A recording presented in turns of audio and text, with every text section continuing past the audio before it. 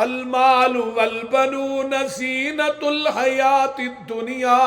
والباقیات الصالحات خیر عند ربک ثوابا وخیر عملا۔ اور انسان مال بھی فنا ہو جائے گا،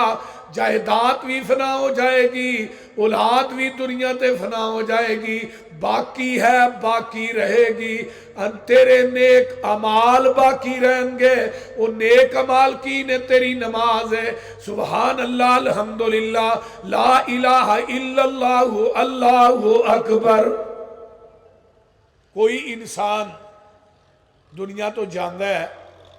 جان تو بعد کی اولاد کر دی، بابیرہ کے کپڑے لا لو، یہ بھی آندے نے، وہ بول دے نہیں ہونا، وہ اس ٹائم بولو کی ہویا جائے، ادھروں روح نکلی، انسان دی ڈیڈ باڈی بن گئی، یہ ہن میت ہو گئی، سانس نکلی ہے، سانس تک تیرے سارے رشتے دے نے، جب تک تینوں سانس آ رہا ہے تو ابا بھی ہے، بھائی بھی ہے،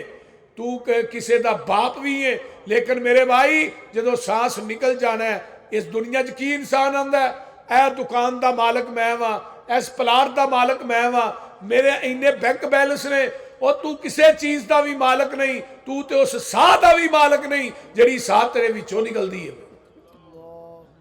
بعض دفعہ ایسا بھی ہوندا ہے، کفن چ بھی شک کے، قبر چ بھی شک کے، موت بولو موت برحق کے۔ ضیاء الحق دنیا تو گیا ہے، نہ قبر ملی نہ کفن ملی ہے، ایک ٹوپی پھڑ کے اسلام آباد نہ پی ہے نا، بول دے نہیں، اجے جرنیل سی، 11 سال حکومت کی تھی،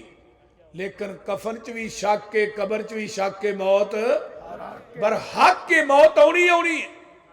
کیڑا انسان ہے جڑا موت تو بچے ہے؟ بابا جی فرماندے نے موت نام ہے کہندے میرا جس گر قدم ٹھکاواں، دکھاں درداں دی بارش پاواں تے خوشیاں خاک ملاواں، رستم جے بہادر لکھاں میں پونی وانگ مروڑے، میں لکما کر لکمان جے آکھی حکمت مان تروڑے، موسیٰ جے پیغمبر میں تھوں ایک پل مولت نہ پائی، آسا چھوڑ بے آسا ٹریا تے چیز نہ کوئی اٹھائی،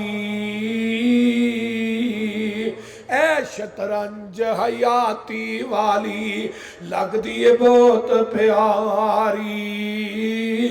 کھیڑ گئے نی لاکھ ہزاراں اوڑک بازی ہاری،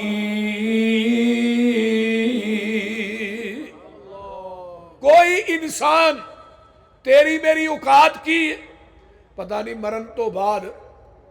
یہ 2 گز کپڑا بھی لبنا ہے کہ نہیں، اور دنیا دا جنہ بھی مالدار ہوئے